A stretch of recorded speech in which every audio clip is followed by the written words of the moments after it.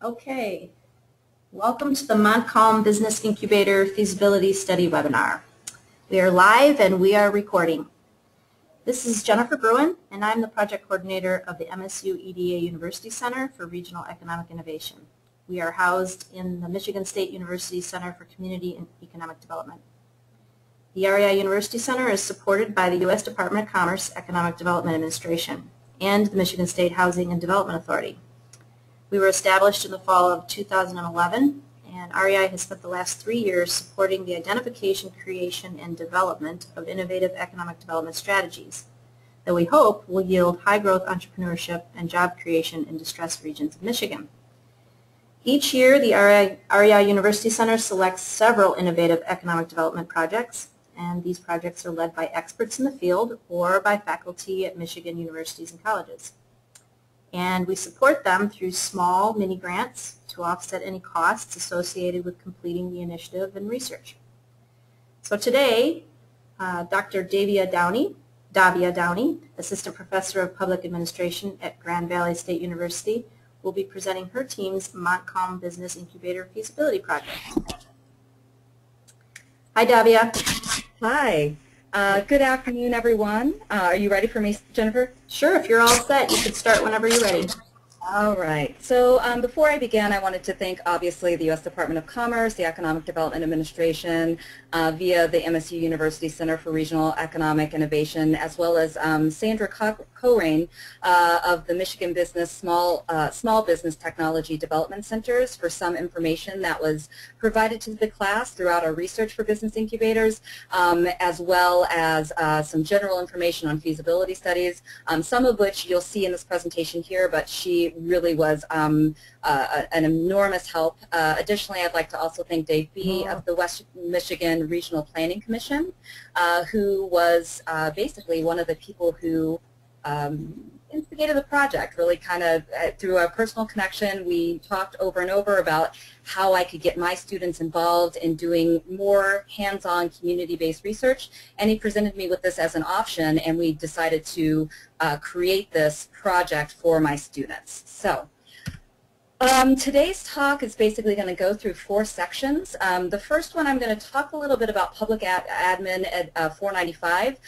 Just a little bit of background on me. I have a Ph.D. from Michigan State in American Politics and Public Policy. I joined Grand Valley State's School of Public Nonprofit and Health Administration in 2011, and I teach a variety of courses both in the undergraduate and graduate curriculum, but this talk and this project was for the undergraduate capstone class, which is called Community Analysis.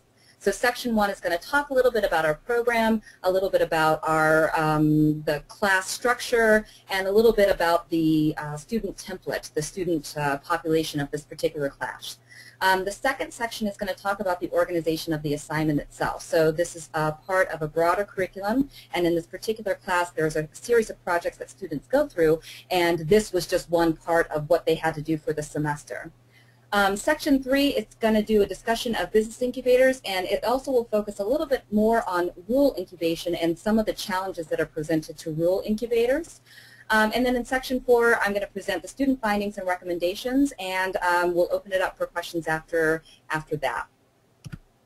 So the first section, I'm going to talk a little bit about PA 495. That's just the course identifier for Grand Valley, so don't be, it's not an acronym for anything other than public administration.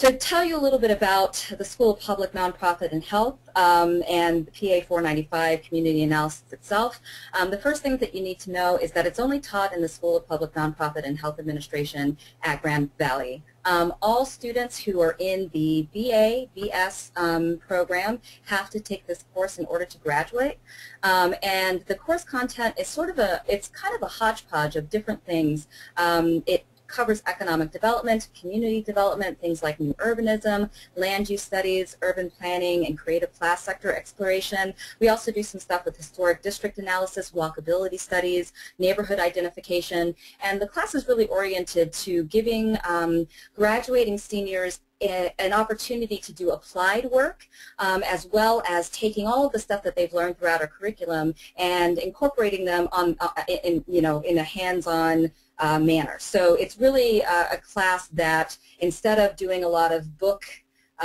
textbook learning and a lot of rote repeating of things, it actually forces them to take data and apply it to specific questions or analyses in the community of Grand Rapids, or in this case, in the broader West Michigan area.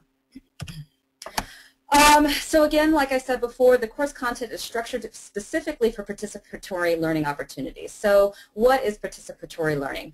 That is just another fancy way of saying group work. This class is really focused very much on making sure that our graduating seniors and people who are in the capstone understand that a lot of their work life after they graduate from Grand Valley will be done in groups. So that might mean that you're a team lead, that might mean that you're doing research that's going to be passed off to another group, and all of that. And in all aspects of public, nonprofit, and health, and in any aspect of any career path for that matter, really does rely on participatory, both learning and also understanding how group dynamics can affect work product.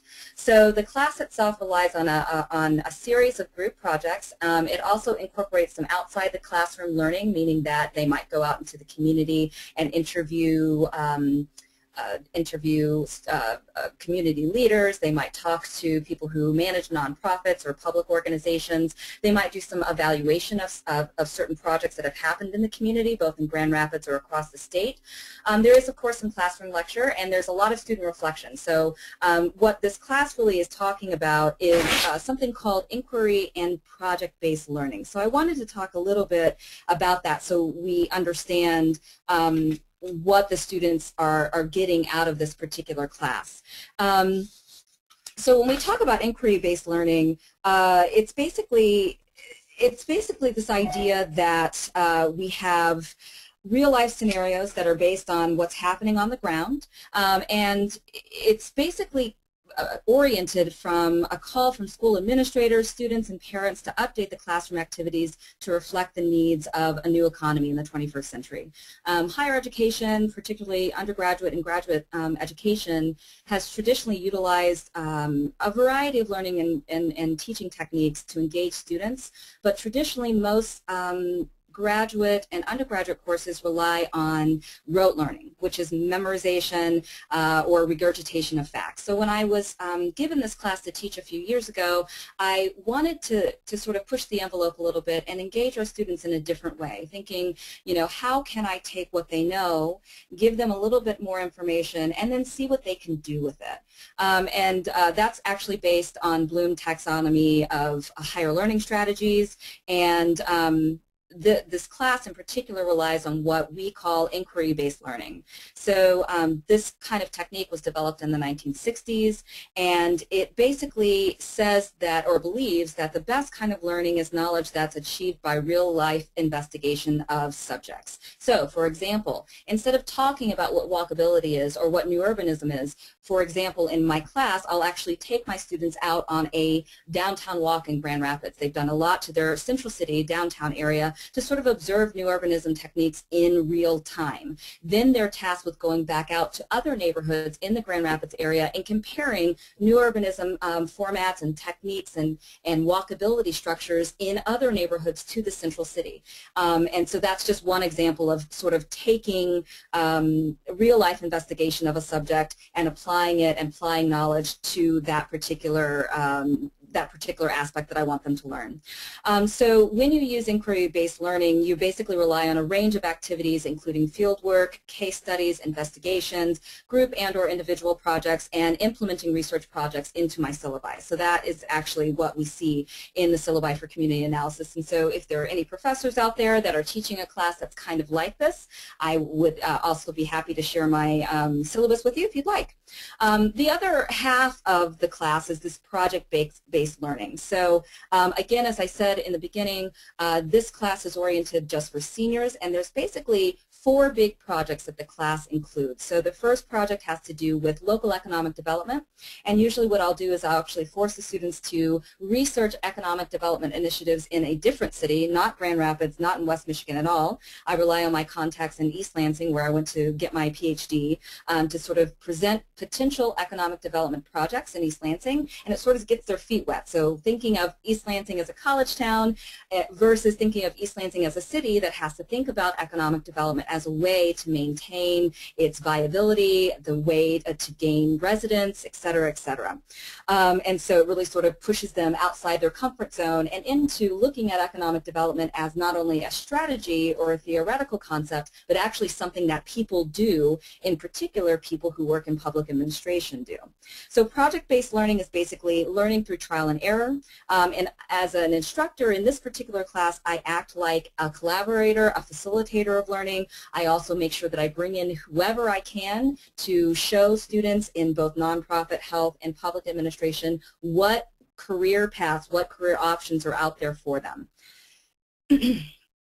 All right, so this particular project was one of the 3 that we did for the fall semester of 2013. And the project itself was to do 3 things over the course of a semester. The first thing that I wanted them to do was to develop and research the literature on the history of business incubation in the United States. Business incubation has a long history, but a lot of people don't actually know what business incubators are. So in order to get the students oriented in understanding what business incubation was and that's connection to economic development, I wanted them to read some articles. I wanted them to read publications that were done by the National Business Incubator Association, various small business and technology white papers on business incubation to kind of get a good grasp on what business incubation was. The second thing that they had to do is identify examples of business incubators from across the state of Michigan and or surrounding states. And what they were tasked in doing in this particular step is actually identifying the kind of business incubator projects that would be successful in a rural context. And I'm going to talk a little bit more about Montcalm and Ionia in more detail later, but they both are very rural communities that are located right outside Kent County. So for most students, unless they have gone through Montcalm or Ionia or live in those 2 counties, the likelihood that they would understand how economic development is supposed to work in the rural context is going to be fairly minimal. So this is an opportunity for them to actually see how business incubation can be applied in the rural context. The last part was the interest of the West Michigan Regional Planning Commission. And so part of the project was for the groups in the class to develop a business proposal. So in the proposal, they have to talk a little bit about Montcalm and Ionia's socioeconomic background. The second part was sort of giving them some examples of business incubators across the state or across the nation that might be successful in a rural context. And then the final thing that they had to do was actually make a recommendation to the work group to say this, after surveying the literature, after looking at the examples that are out there, it actually would make a lot of this type of business incubator. These are some of the specific strengths, weaknesses, opportunities, and threats that are associated with that particular kind of incubator. All right, so the organization of the assignment. So there were a series of steps that we did throughout the semester to sort of keep the students in line and keep them organized regarding managing this big sort of large-scale project. So I did mention Dave B. before, so I should give a little bit more background on the West Michigan Regional Planning Commission. Dave B. is the director, and he and I had met through a networking opportunity through Grand Valley. He actually has taught a few of my master's students, have interned at the West Michigan Regional Planning Commission in the past year or so, and we had met for coffee a couple of times, and I was really wanting to challenge the students in doing this inquiry-based learning in PA 495, and I asked him, I was like, do you have any projects that the West Michigan Regional Planning Commission is working on that I can get my students involved in? So anything that will help them have an applied opportunity to do some research and to engage in the community and engage in the work of public and nonprofit administration.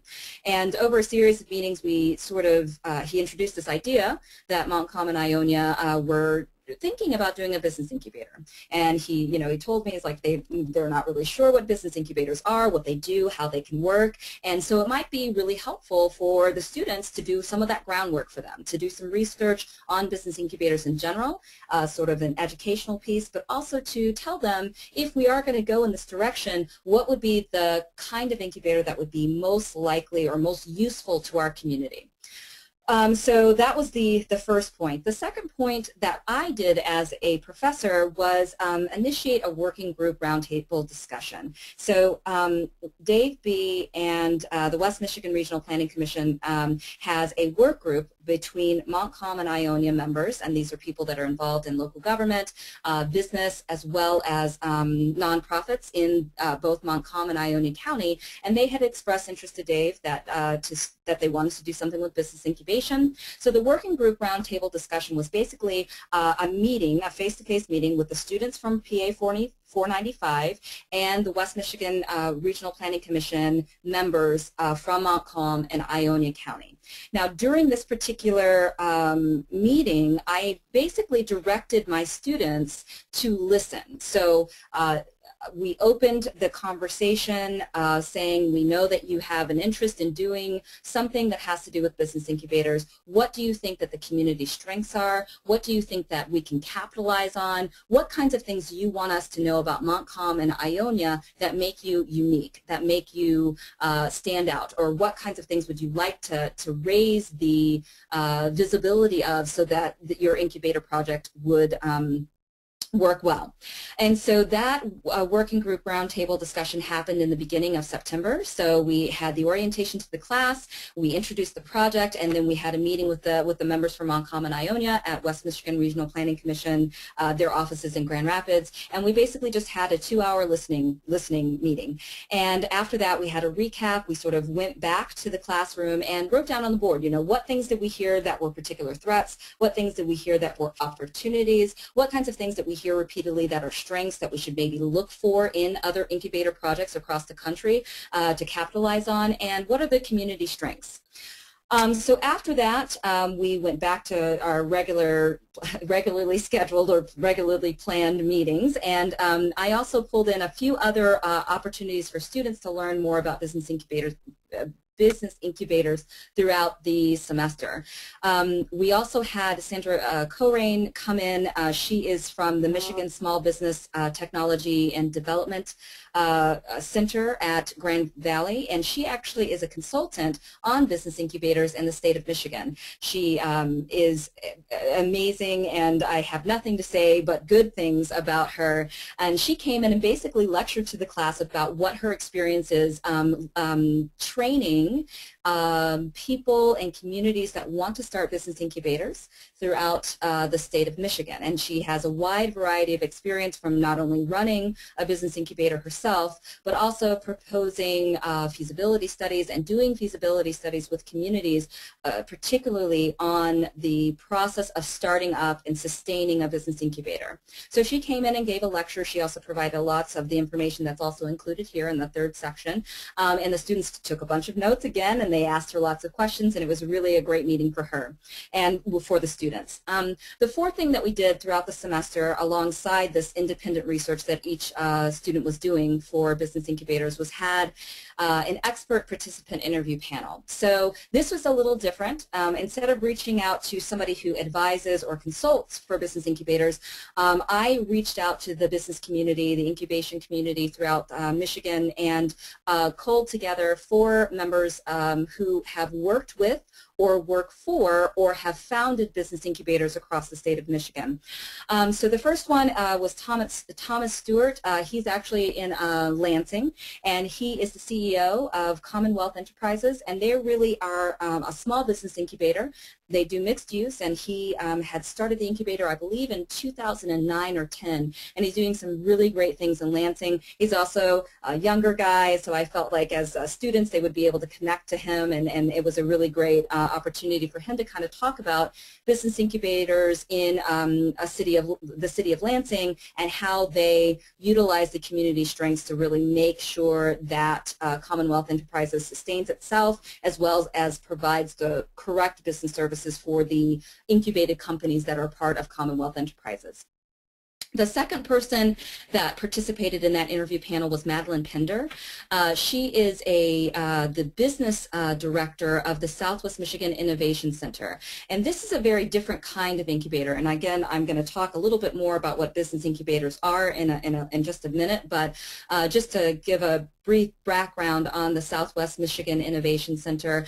It is a pharmaceutical technology incubator in Kalamazoo, Michigan. And so they work directly with pharmaceutical firms, they work with drug developers, laboratory researchers, and it's really based in sciences. And their incubator is based on trying to come up with new patents and different kinds of medical technologies that assist pharmaceutical companies. And it was originally started through a partnership, I believe, with Pfizer. And so their innovation center as an incubator is really, really specifically focused. It's a specialty incubator, but it was really interesting to listen to her speak because they actually require a lot of laboratory space, which is unlike what Thomas Stewart's experience was. And so it kind of presented to the students that incubators can be as big or as small or as specific or as broad as a community wants it to be. So that was a really important thing that came out of the panel. The third member on that interview panel was Joseph Grasick, and he actually is an affiliate professor at Grand Valley State, and he is part of MAREC, and MAREC is a renewable energy business incubator. It's actually located in Muskegon, Michigan, and so again, another example of a specialty incubator that has partnered with the local economy, the local business owners to really vaunt a specific brand for a location. And then finally we had Jean Farrow, who works for the Michigan Small Business Technology and Development Center at Grand Valley, and she actually consults with business incubators as well as new fledgling companies that are usually the target for business incubators across the state. And so she provided some information on, you know, what kinds of services that a business incubator might need to provide, additional information and additional resources that the SBTDC can provide to business incubators as well as business incubator clients. And so she kind of brought in the practical application, the practical part of what kinds of services are most needed for new corporations, new businesses that are clients of business incubators. So we had the expert participant interview panel, and that happened in November, and then from that they were able to incorporate this information into their presentations to the West Michigan Regional Planning Work Group at the end of the semester in December. So I want to talk a little bit about the requirements. I've talked a little bit about this before. The students were broken up into groups. Each group had about 4 or 5 students, and they were all responsible for turning in each of these sections in a final group paper at the end of the semester, along with presenting their presentation to the work group. So again, as I mentioned before, they had to do an overview of business incubators to sort of give the work group a lot of basic good information on what business incubation is, how it works. Second, they also needed to do a little bit of information on the socioeconomic profile of both Montcalm and Ionia counties. And I included this section. It wasn't necessarily important for the work group, but one of the requirements for PA 495 is making sure that students know how to use data sources. So having them actually go out and explore census data and economic data, looking through business plans, looking through the West Michigan Regional Planning Commission's reports on what Montcalm and Ionia want to do in their future was really critical for them to understand. Business incubators, first off, are not one-size-fits-all solutions, and second, they need to be tailored for the communities that are trying to install them. And so using the socioeconomic data, education data, income data, land use data, and accompanying that or coupling that with the actual things that are in their planning documents was really important, and that happened in Section 2. And in section 3, that was just a general SWOT analysis. SWOT, for those of you guys who don't know, it's business term lingo. It's strengths, weaknesses, opportunities, and threats. So from the roundtable discussion at the beginning of the semester, and then going all the way through the interview panel that we had with the 4 members from across the state, we were able to, or the groups were able to, I should say, identify certain strengths, weaknesses, opportunities, and threats for Montcalm and Ionia as they move forward in starting this business incubation process. Section 4 of the paper was to compare 2 different incubator models. Again, I've talked a little bit about specialty models. I'm going to go into more detail about what mixed-use models look like, as well as what some other kinds of incubator models that we see across the country. They needed to find 2 different incubators across the country or in the Midwestern area to illustrate what incubator proposal they'd like to see Montcalm and Ionia adopt. In section 5, they needed to actually write a proposal for an incubator type. So they needed to select and suggest, we want you to do an agri-tech business incubator. We'd like you to do a kitchen incubator. We'd like to see you do a student-based innovation incubator.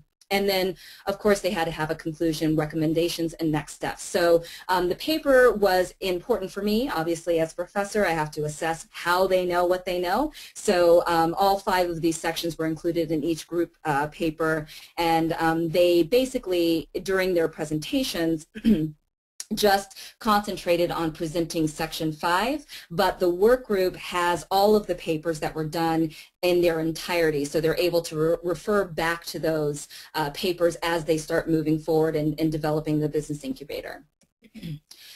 All right, so what are business incubators? I've been talking for a little while now, and I have been using the word incubator quite a bit, and I haven't really told you what they are. So the first thing that we need to know about business incubators is that they are actually businesses themselves. And what they are is a freestanding business that is incorporated, and I'll talk about that in a second, but what their specific aim is to nurture and develop entrepreneurial companies. So we want to help them survive and grow during that startup period. So for example, this is not like a traditional local economic development community or community board coming together and saying, we'd like to bring Starbucks to this empty parcel in the middle of downtown. This instead thinks to itself, how can we incorporate a business structure that will invite new entrepreneurial companies to either share space, to share resources, to find capital, to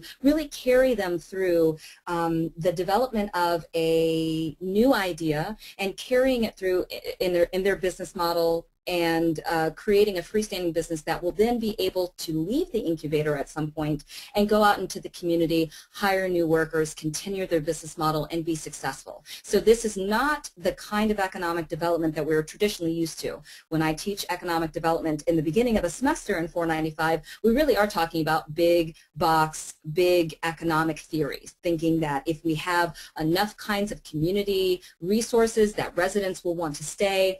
Also, businesses are tax-paying entities, and so that helps the financial bottom line of a city. An incubator is a separate program altogether. It really is focused on thinking about the community itself and those small businesses or those people in the community that have an idea for a small business but don't quite know how to start. So what they would do, instead of going to the TDC or to Huntington Bank or something like that to apply for a business loan and starting up, they would go to the business incubator and get started. And so it's a program that's designed to accelerate the successful development of entrepreneurial companies. So again, not corporate, something that is homegrown.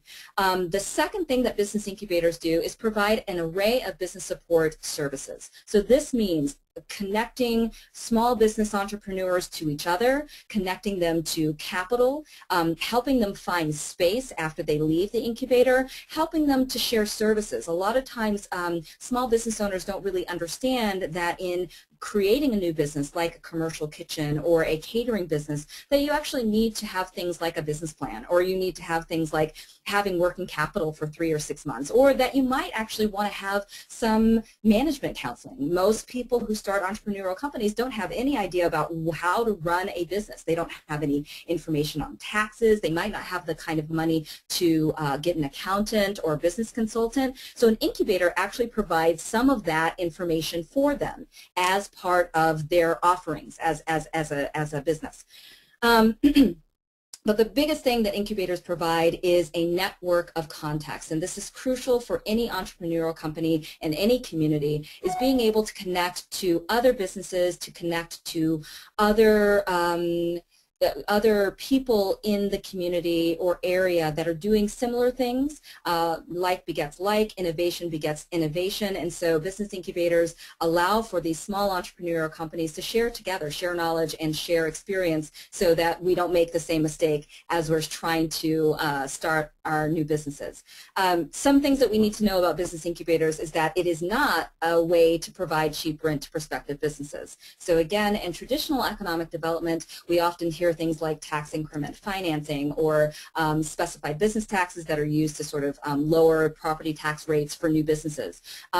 Although it may be an aspect of a business incubator for entrepreneurial companies to share space, it's not the function of a business incubator to simply provide cheap rent. You know, you might have a building that needs to be used, so you decide to redesign the building and then offer it as an incubator, saying that we'll provide discounted rents. The idea is not to just provide discounted rents to new business owners or prospective businesses. It's actually to say, we want you to come through specific programming and use specific resources that we will provide for you, and the intent is that in a year, in 2 years, in 3 years, that you will seek space within our community outside of the business incubator to start up your own business or to continue your own business off-site. So it's also not a really good way to use an old building, because business incubators have a variety of different entrepreneurial companies that might join in. So it's not really a great opportunity to have an old building be reused for this purpose. So that was one of the things that we learned from Sandra, which was really great as well, and it was something that I think that the work group members didn't initially know. They say, oh, one of the things that we heard at the meeting at the beginning of the year was, oh, we've got this really great big building that we would love to have some companies come into. That's an incubator. It's like, no, you actually can't just provide the space. The resources and services is what's the difference between what business incubators do in the community.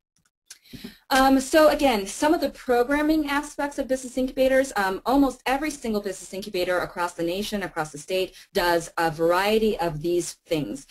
Business basics, again, as I said in the beginning, a lot of entrepreneurs don't know anything about taxes, filing taxes, thinking about you know, how to find an accountant, how to apply for a business loan, how to write a business plan. So incubators, when you become a client of an incubator, you might have a business basics class that you go through. The second thing that business incubators do is provide networking opportunities. Some of the most successful business incubators across the state, as well as around the country, provide either monthly or weekly networking opportunities for the clients of the incubator, and that's just to share strategies, that's to share information, and to build and boost camaraderie with the incubator clients. The third thing that business incubators do is provide marketing and advertising assistance. This tends to be one of the big things that eats up entrepreneurs' budgets in the beginning. Everybody can create a website, but it's hard to get people in the community to actually know where or what you do, right? It's one thing to have a website. It's another thing completely to market that website to the right people in the community so that they'll want to utilize your services. Business incubators often do have marketing and advertising assistance. Some business incubators from the panel that we had in November have provided to their incubator clients assistance in creating logos and branding. So that is the kind of service that a standalone business or a standalone small business owner might not have access to if they were not a client of an incubator. The fourth thing that business incubators do is provide some financial management strategies and courses. So again, this can be This could be a course that you provide to incubator clients. This could be access to a personal or business banker through an association of your business incubator. But financial management can be anything from accounting, anything from finding capital, those kinds of things, balancing your books, using QuickBooks, any of those kinds of things. So financial management is one other programming aspect that business incubators also provide. Access to capital, again, as I said, not an old building, not a really good way of providing cheap rent. One of the other things that business incubators are known for and should be doing is providing their clients access to capital. Whether that means you are providing names or associations or business connections to local banks or to national banks that provide specific capital to small businesses, it is the job of the incubator to provide access to that knowledge. So you might have some incubators I know across the country have had roundtables of small banks or local banks, and they say, you know, we've got this program for this kind of business, we've got this kind of loan program that might work for your business, and you really bring those people to the incubator so that the clients can meet them instead of having them through trial and error try to find the right financing tools that will assist them in you know, moving from the entrepreneurial stage into the startup and growth stage of their business. The last two things that business incubators do is they link businesses throughout the community, and this is one of when incubation is done well, people who are clients and graduates of business incubators, they tend to stay in the communities that they had their incubation training through. And that is a really necessary and robust link to making sure that local economic development in a community that uses a business incubator is successful. So linking businesses together, but also linking them to the community itself is really, really, really crucial. And then finally, just general business training. So what do you do with HR stuff? What do you do when you have a client that is not you know, acting according to contract? What do you do when you have to hire? A lot of times once an entrepreneur says we have a you know, we have a business idea, we'd like to get started, and then the second thing, they need to hire new employees. They may or may not know how to do that. What are the laws that are around hiring a new employee? What happens if I have to fire an employee? How do I write, you know, a company policy? Business training is something else that business incubators provide. So again, moving away from this idea that if we have an empty building and just throw a bunch of businesses in there, that they will succeed. A business incubation project, a business incubation company basically makes sure that all of these tools are available. So there are some similar programs to business incubators across the state. They are small business development training centers. I've talked about them. Research technology parks, and then business incubation programs. One of the things that I should also note here is that business incubation has an intake procedure. So you have to work with select and viable startup early stage companies. It is not any company can come and be part of an incubator. It is really targeted for viable startup and early stage companies. And then you also have to require companies to graduate. Small business development centers do not have that requirement, and research and technology parks usually don't have that requirement either. So there's some good news and bad news with incubators. The first thing is that they do have a very high return on investment. For every public dollar that's invested in an incubator, you generate local tax revenue. So businesses are required to stay in the communities. They tend to want to stay in the communities that they've been incubated in, and 84% of them stay in the community, and 87% of incubated companies stay in business. So when we think about the bad news about small businesses in the United States, only 69% of them they stay in business after 2 years. So incubation is a way to help small startup viable companies get past that introduction stage. So there's some great news with business incubators and bad news for sort of communities that let small businesses go it alone, right? Incubators are sort of that tie in between. Again, I want to talk really briefly about the types of incubator programs. You have manufacturing incubator programs across the state, across the nation. Only about 3% of business incubator programs are in manufacturing. Most are mixed use, and that basically means that any sort of startup, viable corporation or business that meets the intake process will be able to join into the business incubator. There are some service and specialty incubators that are focused on things like ag tech, or in the case of Merrick, renewable energy, and then some on the West Coast mostly are technology-based incubators, so only companies that have any tie to developing new technology or software would be part of that. So I want to also talk a little bit about local incubator sponsors. As I said in the beginning of this section, business incubators are actually a corporation. You have to incorporate them. So you have a choice of incorporating them as an LLC, an LC3, a hybrid, or a regular traditional nonprofit. And they typically have a sponsor in the community. The Small Business Association does sponsor some local incubation businesses across the country. Local economic development organizations do a lot of this. Academic institutions have been really critical, especially in rural communities, in providing some of the programming services that business incubators have. Some of them run generally as a for-profit, and some do some sort of combination. As I said before, there's basically 4 ways that you can incorporate an incubator. The first way is just as a straight nonprofit. That's usually a 501c6, I think it is, or a 501c3. So you are a nonprofit organization that would have a governing board who has policies about intake and graduation. You could also found an incubator as a public authority. So if a local government would like to create a business incubator that's actually a department, you can create a public authority that will manage doing all the grants and all of the background stuff for that. You could also do it as a for-profit corporation, although this is not usually the way that incubators across the country are incorporated. There's an aspect of not really providing they're not providing a product. They're not developing a product or putting a product out there. So for-profits don't really work. It also makes it harder for an incubator to apply for grants or loans. So most incubators are some sort of hybrid of a nonprofit organization or a public authority.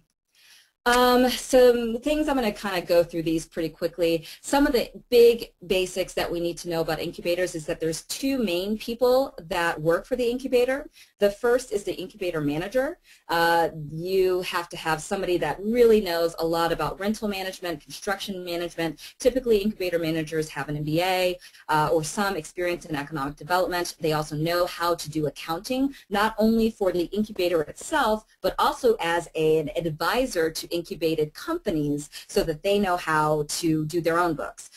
You also need an incubator manager that knows how to speak and knows how to do public relations, because it is part of your incubator manager's job to go out and find new clients. So once you've graduated other businesses out of the incubator, you need to keep that space filled, right? So you need to make sure that that business incubator manager is able to go to other clients to target new opportunities for new clients to come into the incubator. You also need to have an office manager. So a traditional structure of a business incubator is one that collects information on the books for the incubated companies, provides clerical assistance, schedules things like your common space.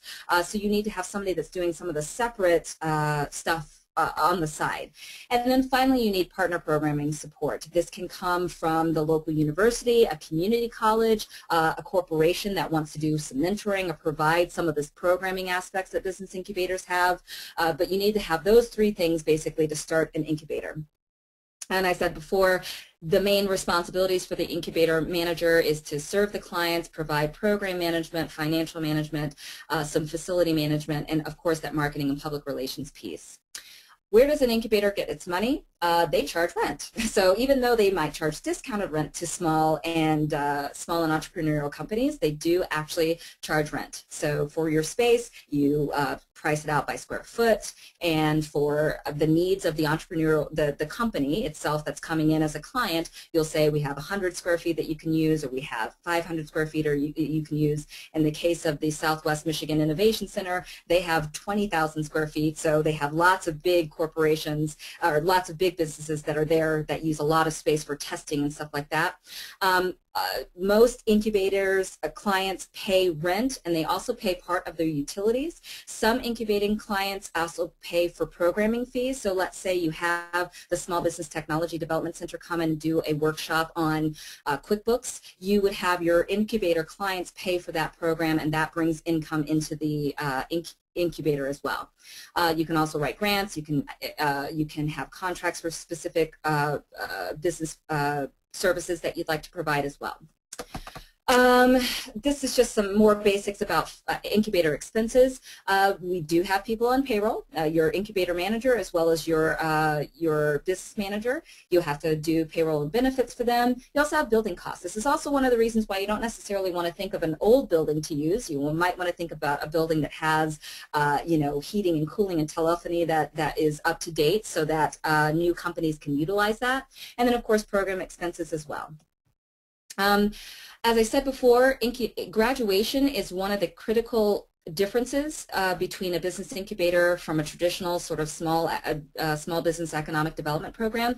All of these new client companies will eventually leave the incubator. So they will be in their space for maybe a year, 2 years, and then they will be expected to graduate. They will take all of their knowledge and they will find new space out in the community itself, and they will be left to fly out of the nest, so to speak. So it is highly dependent on the type of incubator. Some businesses have much longer trajectories for developing their business plan. Some work in very intense long-range projects like drug development. So it really just depends on the kind of business incubator that you have. But each incubator should graduate its clients out into the community. Some best practices, they should meet monthly with the incubator manager. They should be responsible for collecting and reporting financials. They also should be required to attend a certain number of programs throughout the incubation process. This is how you know that your business managers and your business leaders and these new entrepreneurs are actually learning stuff that your incubator is providing. So you need to make sure you do that as well. You also need to make sure that your site selection and your building selection it matches your incubator. So for example, if you're going to do a kitchen incubator where you're going to have a lot of commercial kitchen space, you need to make sure that you're not going to rent out or build a 500 square foot lot. You need to actually have enough space for ovens and plating and all of that stuff. You also need to know your market. So as a business incubator manager, as a governing board, you need to think about your demographics. You need to think about your realtor and realtor services and the community banks that might be interested in helping you find your site. Data collection, critical. You need to make sure that you're keeping data on all of the clients as well as finances for the incubator itself. And just as a note, growth criteria is really necessary. So if we're thinking that a company comes in and they want to increase their sales by 5%, that you hold it to them, hold them to it. And then when they're ready to graduate, that it's a decision that is come to in common with the incubator manager as well as the client company. But those graduation plans should be flexible. Again, I've said this before, incubators are a service program accompanied with space. So you have physical space and service programs that are part of the incubator.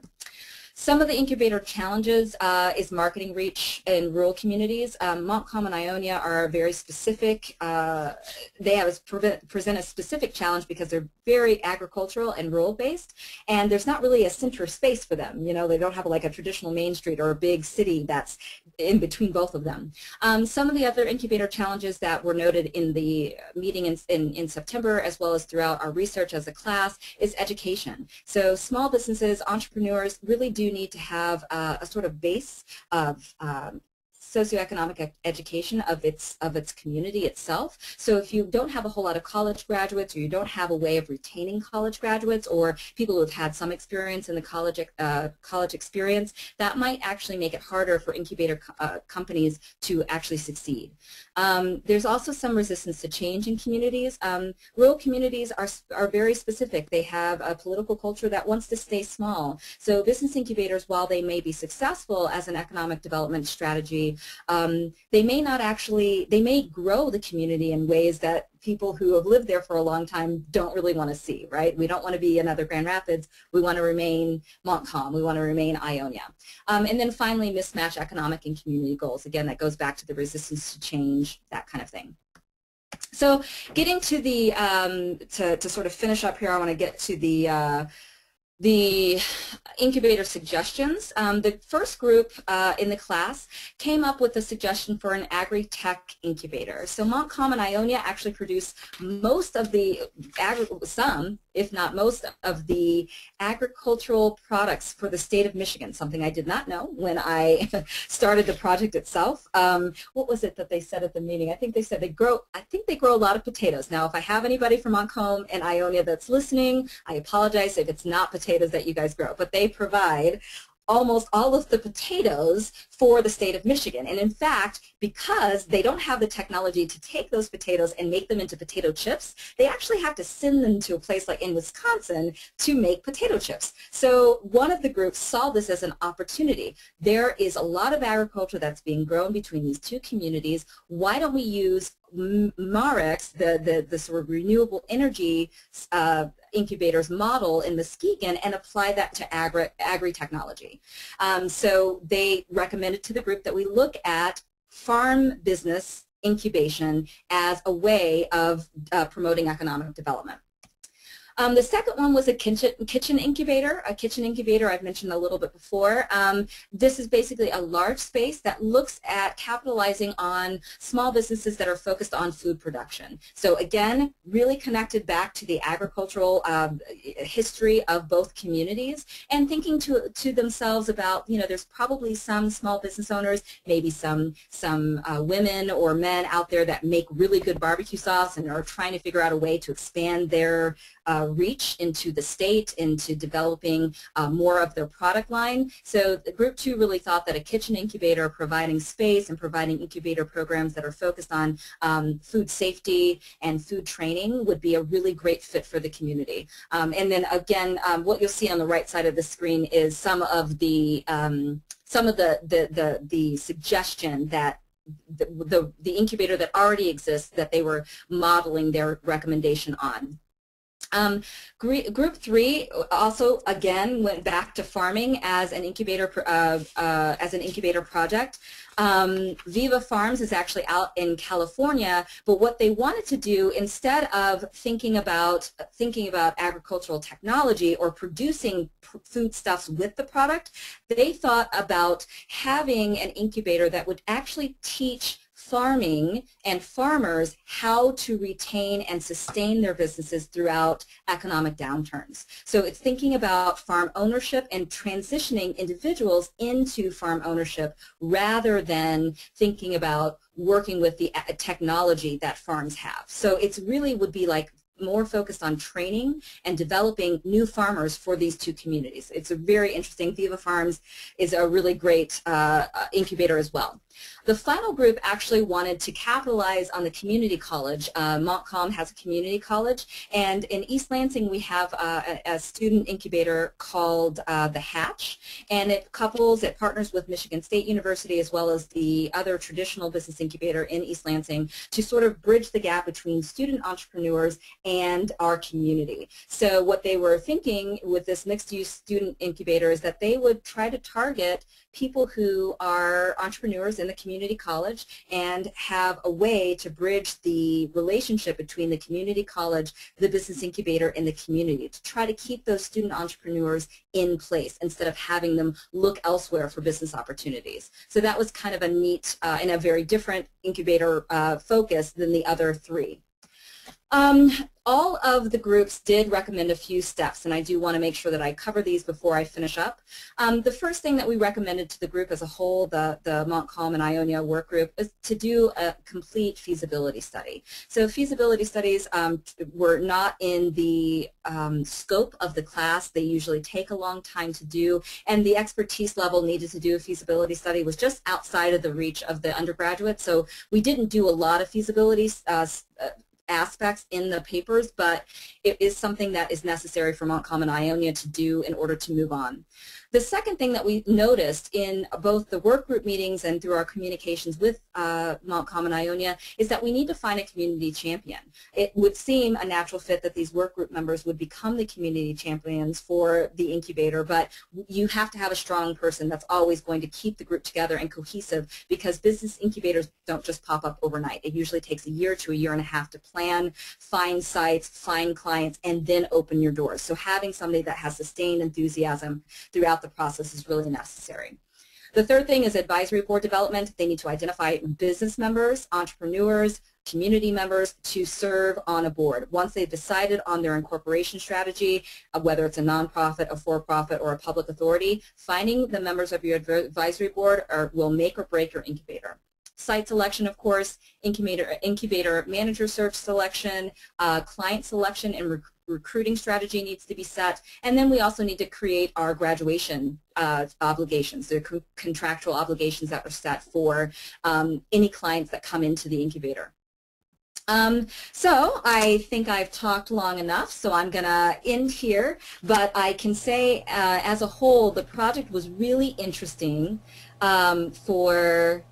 it was really interesting for students to do as a project. It was really interesting for the work group to see. It was also really interesting for me as a professor to kind of go through this process with the West Michigan Regional Planning Commission, and I really enjoyed it. So hopefully that all worked out. If there's any questions, I'll take them now.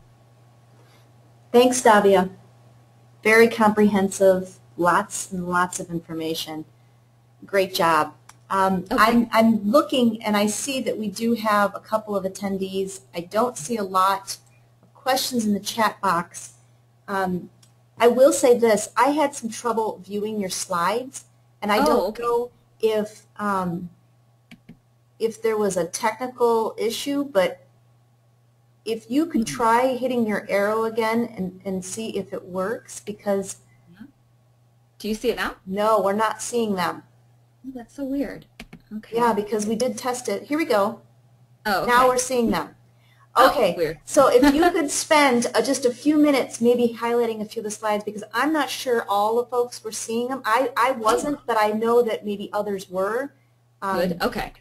Maybe go to a few of the ones that I think that, you know, that maybe would be, I don't know, the most comprehensive or whatever your favorite area is. Yeah, I can go back to our, the financing, I can go back to the section 3.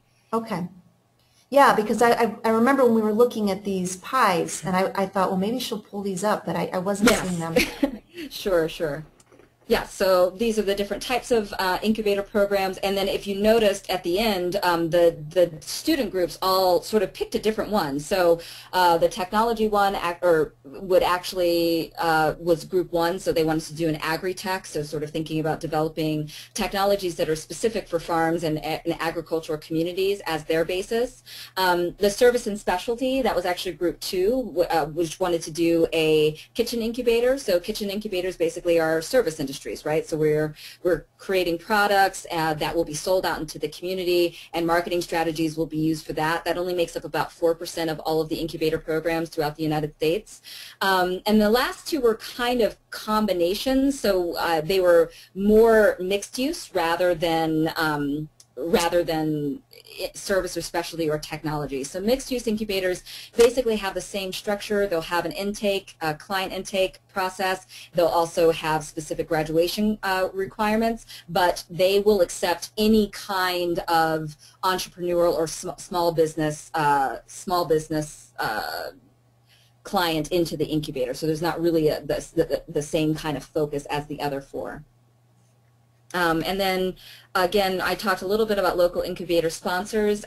These are basically the people who act as a home base where you get your authority to operate within the community. Most it's evenly split between academic institutions. Grand Valley actually has 2 or 3. Merrick actually started off as not an instituted, but it was something that they partnered with Grand Valley initially when they started off their incubator. We also have another one that is for small businesses as well, a mixed-use incubator that's located in Allendale. Some of the incubators that I talked about, Saget Farms and the Appalachian Economic Network, those were government entities. And then finally the other big basis for economic development or economic development organizations that say we'd like to have a business incubation program that is a complement to what our other traditional local economic development strategies are. So, I think, Davia, that many times... Is there anything else that you want? I think many times, you know, I have conversations with economic developers all the time, and many times I think we think we know what the purpose of an incubator is and all the different components, you know, to actually execute the implementation of an incubator.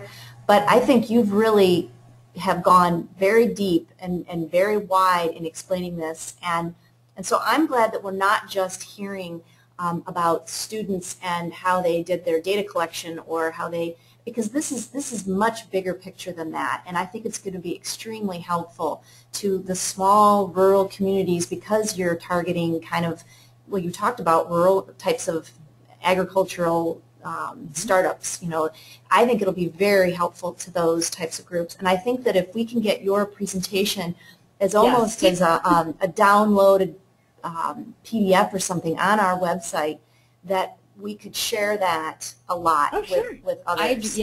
So, no, I'd be happy to. I think that was the thing that was the most surprising throughout the whole process. My students, I have to be honest, hated this thing in the beginning. They were like, this is a lot of work. We don't know anything about Montcalm. We don't even know where Ionia is, even though it's right next door. And they didn't really have a very good fix on what business incubation is, because it's sort of this term, it's a buzzword. Exactly, and I don't think a lot of people do. Yeah, and when they got into it, they were really able to, I mean, going back to that inquiry-based and project-based learning stuff that I intended to see them do it was, I kept saying to them, I was like, you have no idea how much you actually know about this now. Like, they're like, really? I'm like, yes, you could actually go out and teach this to people now. They're like, really? So that was really neat to see. So, I mean, and some folks are out there saying, are you kidding? I started an incubator. You know, this isn't new information. But the purpose of REI and this university center and having this large network that we've built is to be able to be very broad, you know, and understanding those that have no understanding about an economic development tool such as an incubator, all the way to, you know, groups that are running them and have run them for years and have been successful. So there's just a wide range, and so I'm glad that you were able to make it very comprehensive and not just specific to the students in a classroom atmosphere. But I tried. yeah, this is great. And I have to tell you, I mean, we're very pleased that Grand Valley is now on our list. You know, we have a contact there. We have Davia to help us to kind of network through your university and finding other faculty that might be interested in doing, you know, a one-semester project like this with student teams, and we can support it. If it fits the EDA criteria, this is a perfect example of the type of project that we can definitely support. So, and I wanted to let everybody know that this was recorded, and it will be available on the reicenter.org website. Just give us a week or two. We have to transcribe it and make it accessible for the hearing impaired. And then feel free to share the link to Davia's presentation, the webinar, and just the website in general with others in your circles. And you know, reach out to Davia if you're interested in incubators and you're looking at one for your community or region, because she's going to become kind of the expert in the nuts and bolts, I think, of understanding this. Well, there are others that are out there too, but I think that you've really done a good in-depth study on this. Well, so, and I also wanted to remind everybody that we do have other webinars coming up, May 6th and May 8th. May 6th is with June Manning-Thomas and Eric DeWicki from U of M, and they'll be discussing their action plan for Detroit employment in the Mount Elliott district in Detroit. So I just wanted to give that kind kind of shout out for them. And that's May 6th from 10 to 11 a.m. And the link will be on the website. It's in their flyer. But you can always check back, and we'll have webinars all summer long. So, Davia, did you have some last minute mentions? Or? No, I just wanted to say again, I will be sending the PowerPoint to you. So if you want to sync up the language with the slides, I apologize for the technological. No, you're an excellent presenter, excellent speaker. You did a great job. So hopefully people were engaged, even if they didn't see the stuff that was going on. Yeah, it's okay. Well, you know what? I'm not sure if it was just me. It might have just been me that wasn't seeing. And thanks to everybody who listened. And again, if you have any questions or any further comments, please feel free to contact me. Okay, thank you again, Davia, and to your students. Thank you. All right, have a good day. Bye-bye. Bye.